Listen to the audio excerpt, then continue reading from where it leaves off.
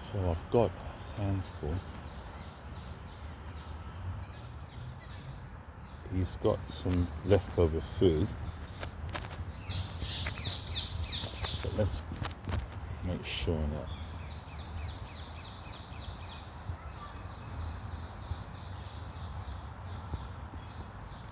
he's really into it.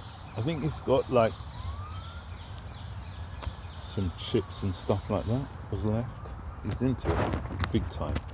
He's really cool because he's got quite a bit there, plus the nuts that I've thrown for him. This is what he was eating. He's eating the chips that's been left by someone. He's headed over to that tree there. So leave me alone.